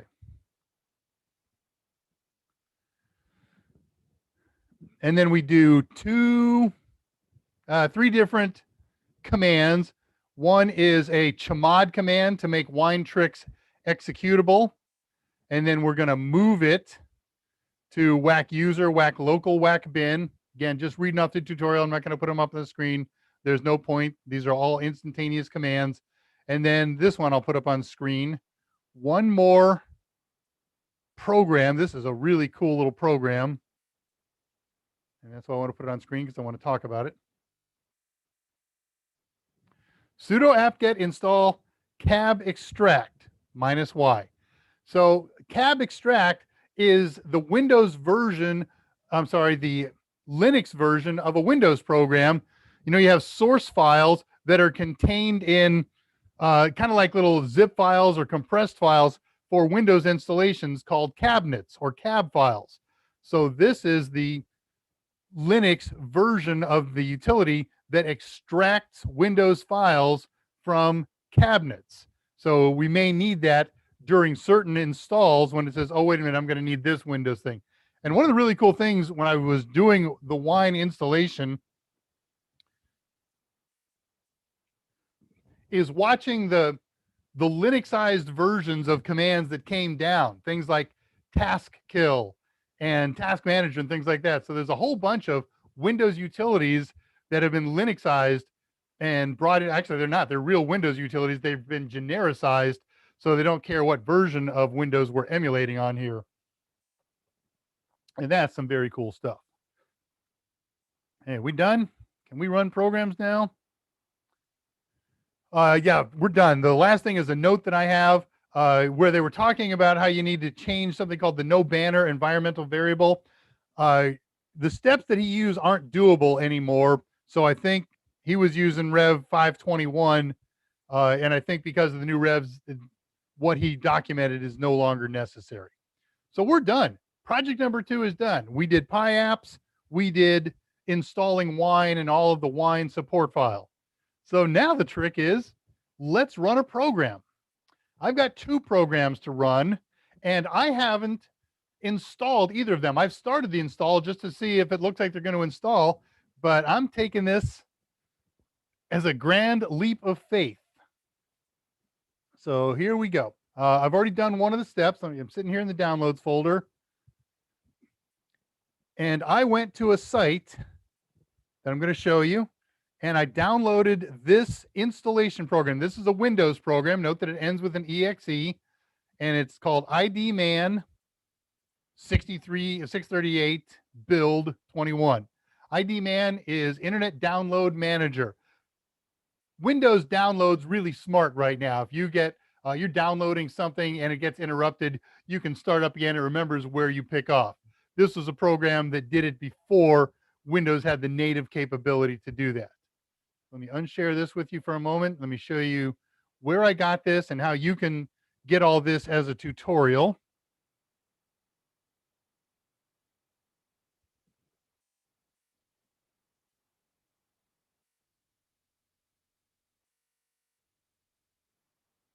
There's the site.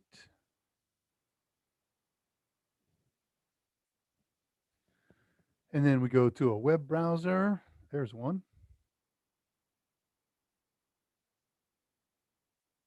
I don't want that one. I want this one.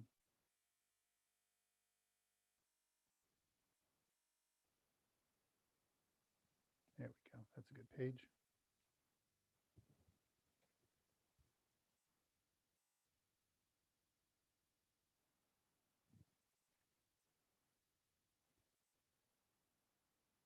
Check and make sure that's the right page. Yes, it is. Okay, let me share that with you.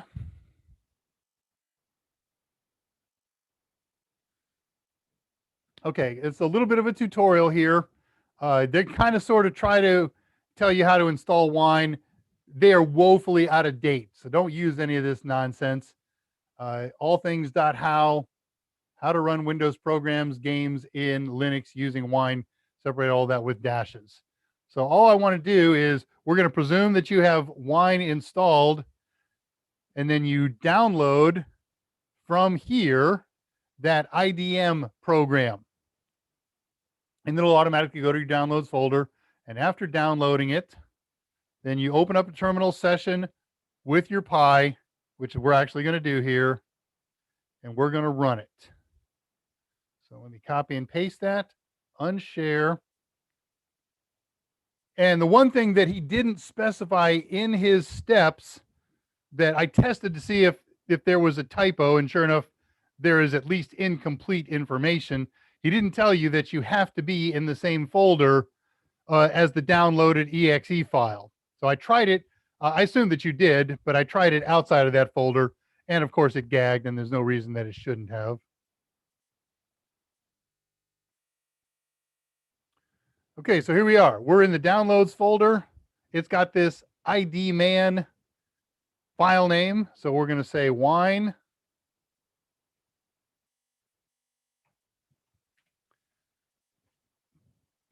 Did he do a dot whack on it? Yeah, he did. Dot whack ID man. Let's make sure that's not a G. Yeah, that's a 638. 638 build 21.exe. So Wine says run this in the Wine Windows emulator, not emulator environment. Double checking for typos here. Stand by. Oh, it says before you do this, I was reading the instructions, close any browsers. Okay. Good advice. Always check your notes. Things I've learned with the mistakes that I've made with you guys. Close any browsers in a terminal, CD to the folder that holds that run, wine.idman 21, and wait a moment for the install to begin. So here we go. We hit the big enter key. It says I only need one core. I'll leave these three alone.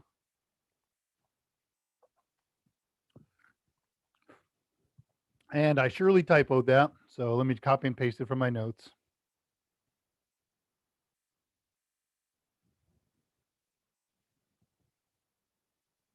Hide the evidence.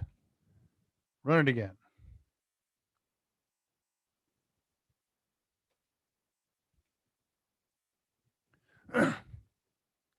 And waiting patiently. Here it comes. Look at that. That's a Windows type window. It's actually an X window. So this is as far as I took my installation when I most recently did it, or at least to the next line. And so we're all going to follow this along together to see what happens. And here we go. This is as far as I got. The fonts are a little bit ugly. You can download and install Windows fonts with a Windows font installer here. But this is a standard Windows installation, so it's necessary to close all web browsers before running the setup program. Click Next to continue. Complete with warnings about copyrights. Okay. I accept the terms. You always want to, whenever you do an install in Wine, create an icon on your desktop. And this message is actually coming from the Wine installer program. You're now ready to install. Here we go. Next. Look at that. That's as Windows as it gets, isn't it? Old Windows.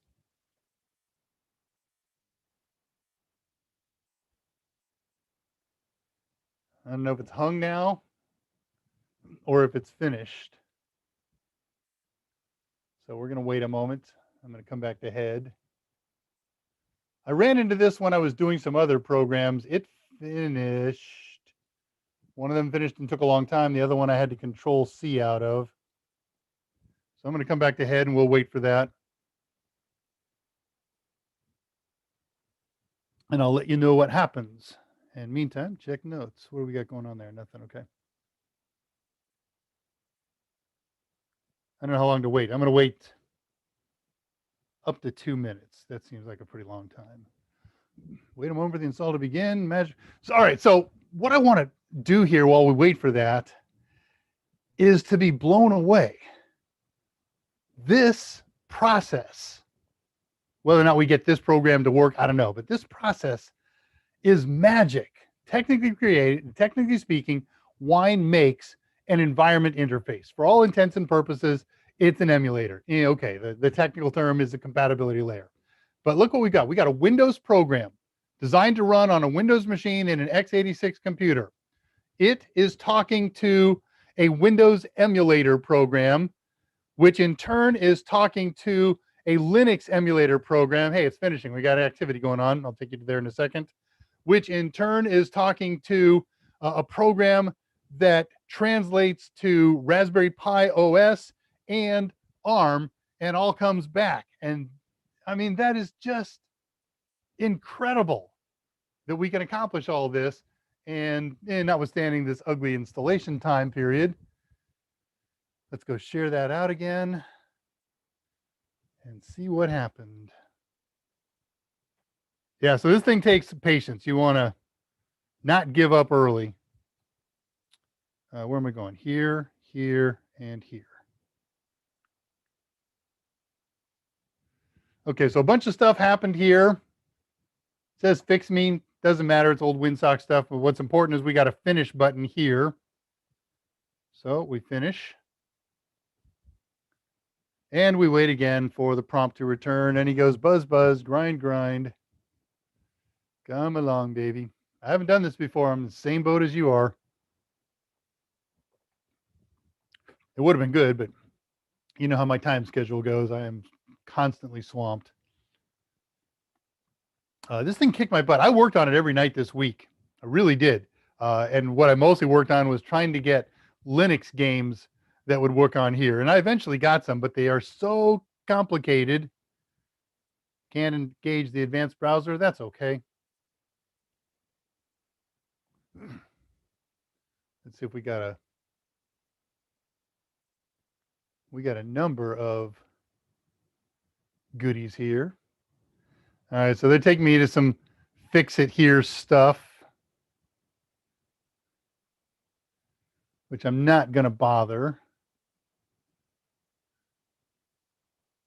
We'll just shrink that down and see what happens here. This thing doesn't seem to be done failing because all these error messages are different, or all these messages. I don't think they're all error messages. Some of them certainly are.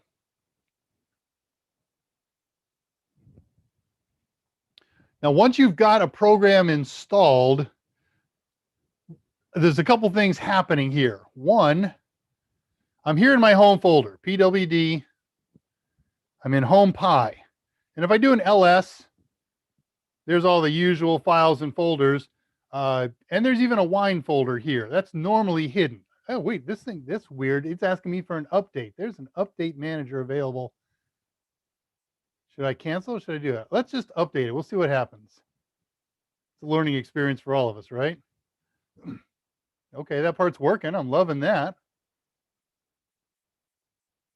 I'm surprised by that, but I'm loving it.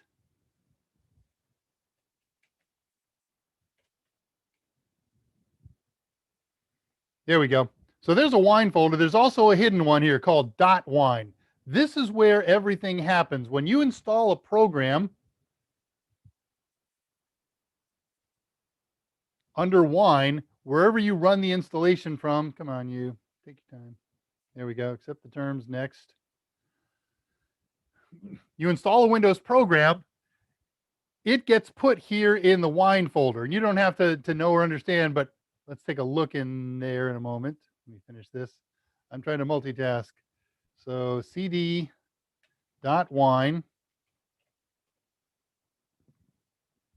We got DOS devices. We got a C drive, an artificial C drive. And let's see if what we put in has appeared invisibly. Dot update timestamp. Now I don't see what we just did. But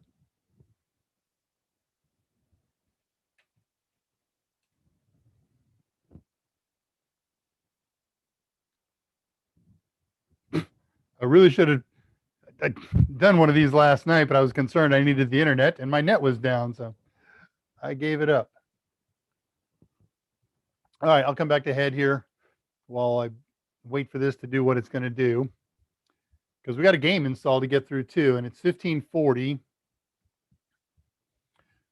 And again, whether or not this works, if it doesn't, it's just the wrong program for this.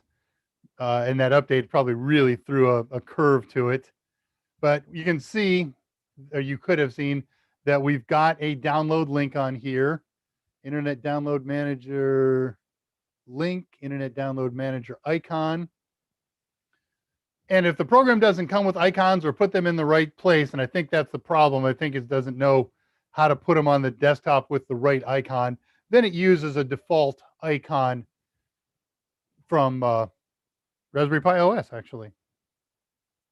All right, back to notes here while I wait for that to do something.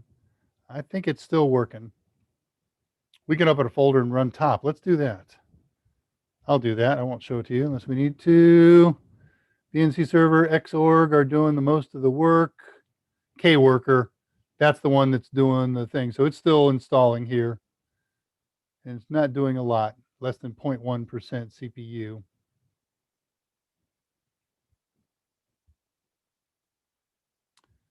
Q, baby. There we go. Okay, we got a Q. All right, going for notes here. So I'm just, as I was doing these projects over the last week, all those different layers managing to function together, I just find incredible. It's magic, and the incredible amount of work that must have been done by the people who've created all these programs and getting them to work together. That's just unfathomable. It's obviously not a one-person job. These are teams and teams and teams of people, but they tend to start out with one person who's got an idea.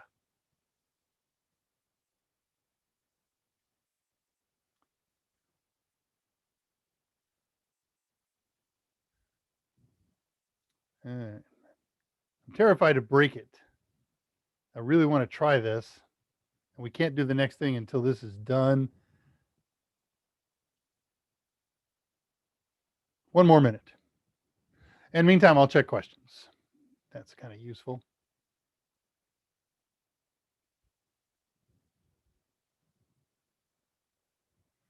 Over here. Good, not too many popped up. A few. 100. Wow, lots popped up. All right, just going to zip through these. I got a half an eye on the other screen going on. Lots of good kind of conversations with each other. I'm glad I have the 8 gig Pi and the 256 SD card for games. Yeah, the big SD card helps. Be looking at an external SSD or fast hard drive or something like that. I think you'll be happier because that SSD is much more light limited. Okay, thanks, Scott. Much more write limited.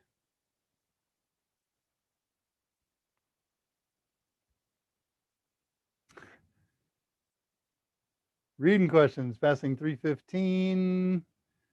Screen sharing, Dave. Yeah, so if I'm doing my thing, I don't see the messages. So if somebody prompts me, I'll never see it during the thing. But Scott will see it, and he'll prompt me when on the back channel that dings. I like magic too. Okay, moving past. All right, passing 337. Pre-release double secret exclusive preview.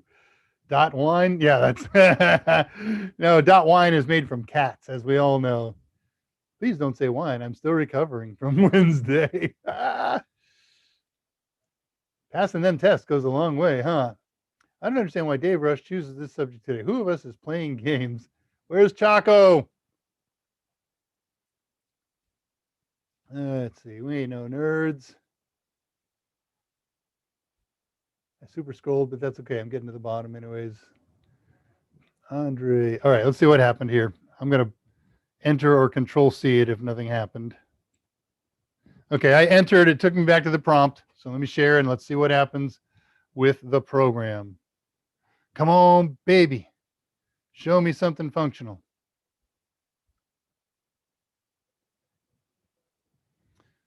So we'll try this first. That's the download manager, and this is, stop it, the .link file. So we'll try this. Oh, wow, look at that. This text file, Internet Download Manager, seems to be an executable script. What do you want to do with that? Execute in terminal? Fine. There's a script. I didn't expect that.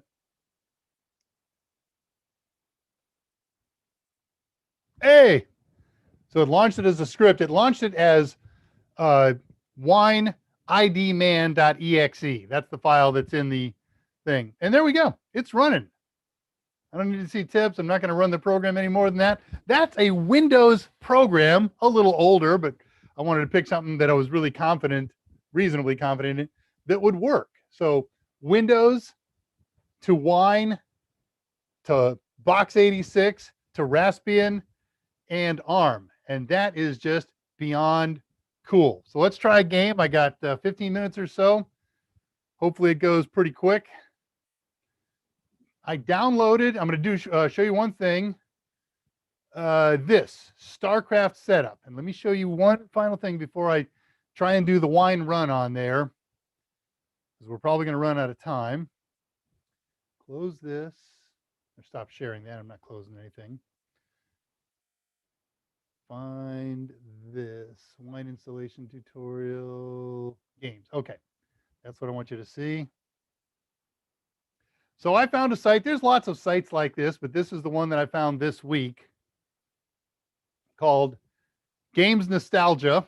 It's at gamesnostalgia.com, and it has games that go back for the beginning of computer games for PCs, for Macs, for Linux, for Nintendo, for Atari, 4444, because there's lots of emulator programs out there.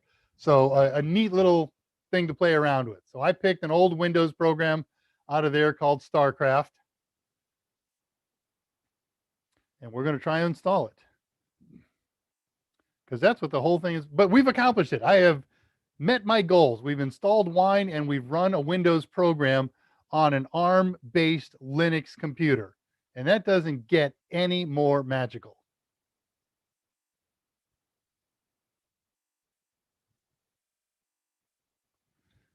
So we run the installer under Wine. Wine.whack StarCraft setup.exe.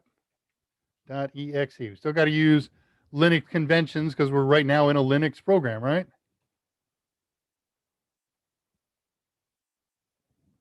Pick a language. This is as far as I took my install last time.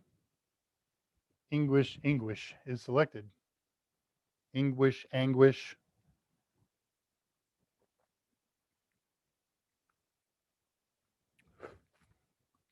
have no idea what's going to happen here. We're learning this together. But I do love watching all this stuff. And this Fix Me, it doesn't seem to be an actual error. It seems to be part of the Wine installation process. So I don't find that too horribly terrible. I don't know how long it's going to take. So I will hold off on sharing here, come back to head, and we'll take you back to it as things progress.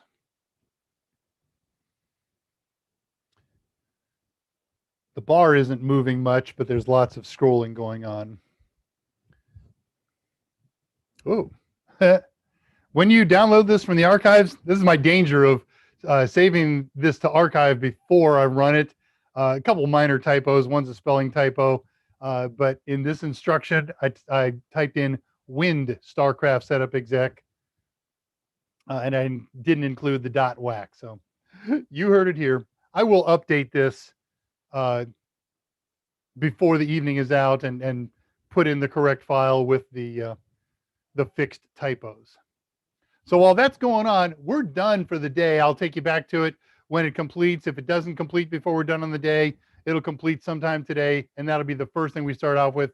We'll run StarCraft for a minute or two at the beginning of next week's session and call this project done and get on a new project. But, oh, by the way, yes, all right, so I'm not going to by the way that. I'm just going to do that. So let us go back and find questions and talk and yammer and talk about next week and weeks after. What happens if I do this? I want to be able to watch that.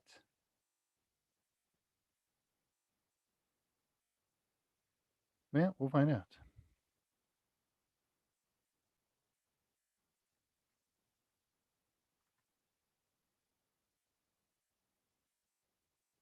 That's just not as much fun as I would like it to be.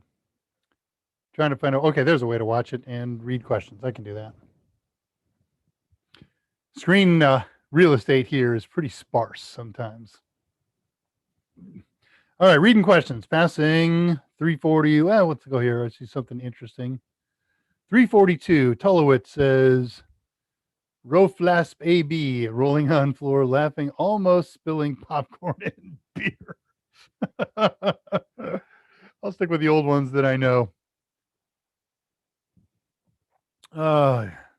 Jason Helms, word to your mother. There we go. Haven't heard that phrase in a long time, I'm glad to say.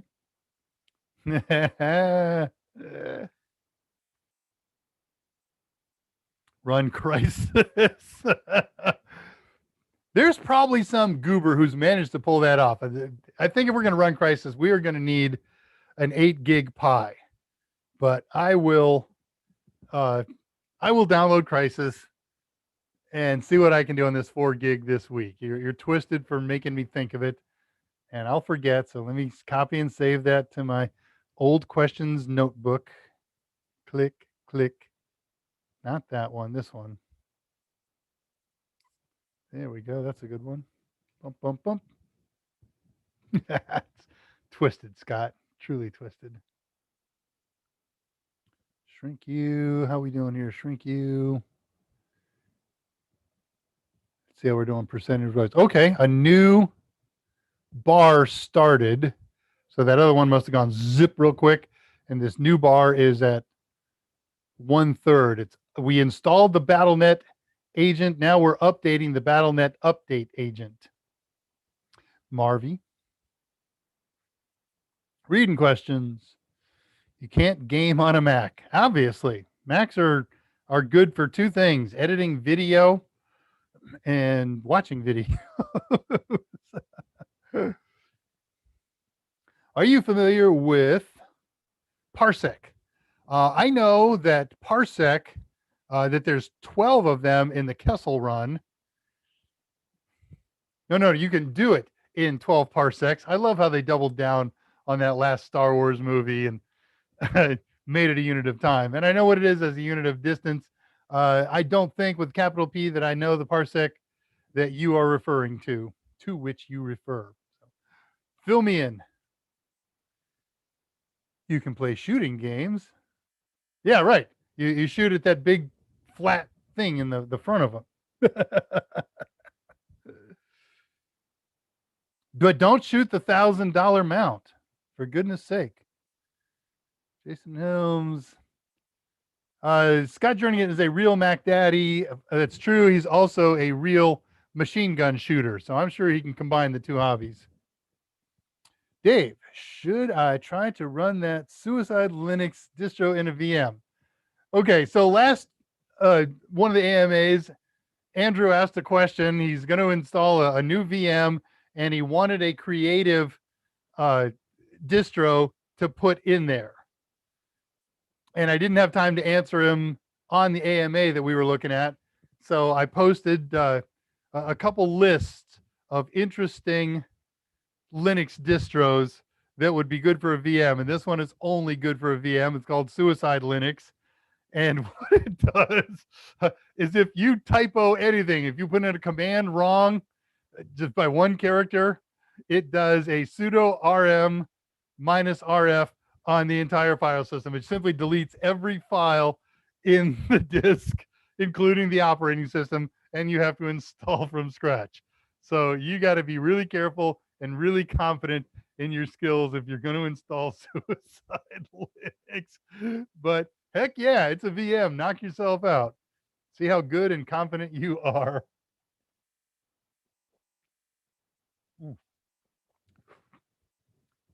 Man, that's good coffee. If you're from Ohio, you would get that joke, but only a Northern Ohioan could possibly understand that. So if anybody wants to look that up, I will give you a start clue. Milt Glue Fingers Hooker.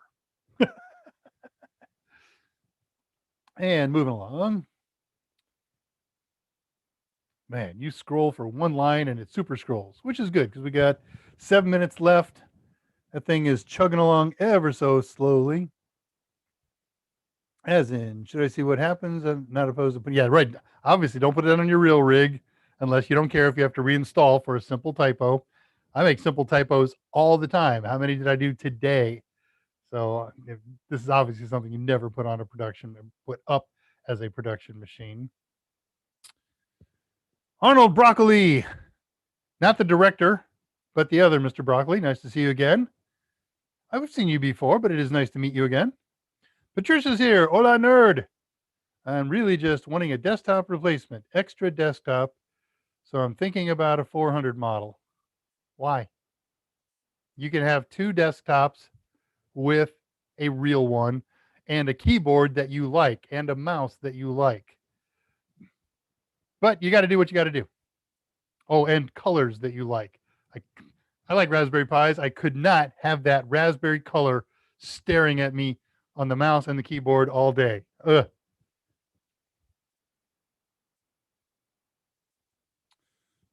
Yeah. Right. The 400 is a Raspberry Pi that's built into a keyboard case and comes with a matching color scheme mouse. Suicide is a distro that wipes you out. Yeah. I know a friend who bought a MacBook, I'm sorry, only to install Windows on it and never used Mac OS. The new MacBook with the M1 processor, they've got that to run Parallels now, so you can run Windows on it as dual boot. Parsec is a desktop capturing application primarily used for cloud-based gaming through video streaming. Okay. I know Twitch along those lines, and I have lots of other my own capture gaming stills and things like that. But okay, using Parsec, a user can stream video game footage through an internet connection, allowing one to run a game on a PC but play it remotely. Okay, you can't do that with Twitch. You can't do that with real VNC, but only because you get a reduced frame rate, but that's not the worst. But real VNC doesn't transport audio right now. You need a different VNC, and there's lots of them out there. But I'll look into that. Remote gaming. That's been a topic in a lot of things that I've read lately. How are we doing here? 56. This thing is not going to finish before we go here. It's about a quarter to a third the way through that update. So, wow, what the heck just happened there? Oh, okay. All right. So I'm going to answer a few more questions, and then we're going to get into the wind up, and we'll make this there. We'll run the game when it's finished installing on next week's AMA.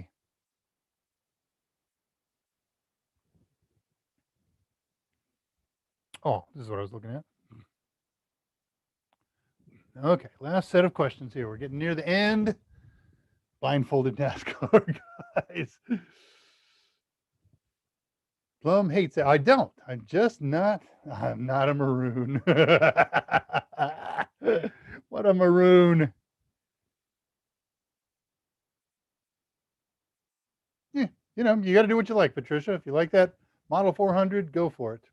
But you're a nerd. You want to get inside things. You want to play with GPIO pins and put coolers on and all that stuff is kind of doable. But I think it's a lot easier to do with the kind of toys we're playing with. Get 5. Put them on here.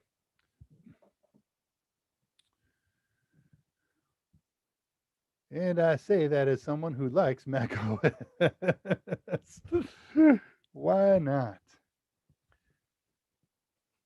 All right, let's see. That's all unshared. I'll just leave that run alone for a while. Disconnect from that. So here we go. It's I'm going to update my page here. It's a little bit behind. You will not probably go away. I'm watching and hoping. What is over here? How to run Windows programs. Oh, okay. We can get rid of all that stuff. Come back here. That's all working fine. That's working fine. Good. We're in business here. Change it back to live chat. Well, kids, it's just about 59. Got 1 minute to go. That was weird. Oh. How bad do I regret that? I'm going to stay like this. That update made a terrible change that I wasn't ready for. So the weekend's coming up. I bid Scott a good weekend. Call me if you need anything for projects.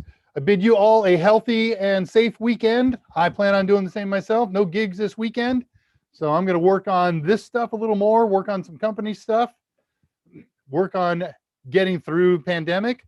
Mike's show is normal time on Monday, 2:00 Central.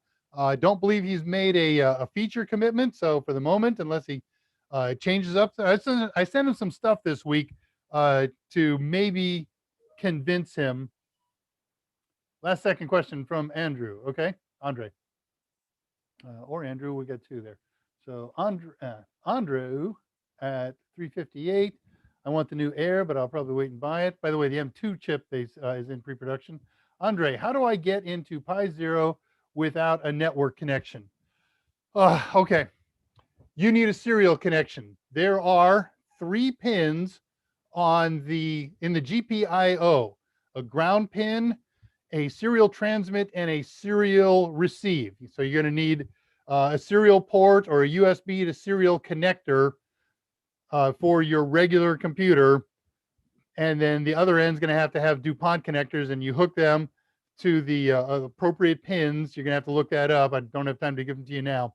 And then when you boot up the Pi Zero, you want to be in a terminal serial program, and you'll see it booting up, and you'll find yourself at the prompt. The other way to do it is to get a network connection. We were talking about this with Andrew at the beginning of here. Get something like the PiY Hub. It's a little hat, and there's other products that have a USB, regular full-size USB connector, and you can put a Wi-Fi dongle in there and have a network connection. We can talk about that in Discord. Scott just posted the Discord in there. Alex wants Michael Smyers in the voice channel. I haven't heard from him today yet. We've made a little change in our schedule so we don't see and talk to each other daily. So look, I'm going to wind it up. It's been fun. We accomplished what we wanted to do, and we got started on even more, and we'll finish that up. It'll finish, and we'll just run the game if it's going to run at the beginning of next week's and figure out what next week's show is by Monday. So let me go to this page and see what happens. Then I'll do the end and awkward stare moment. Everybody have a great weekend. Good night, all.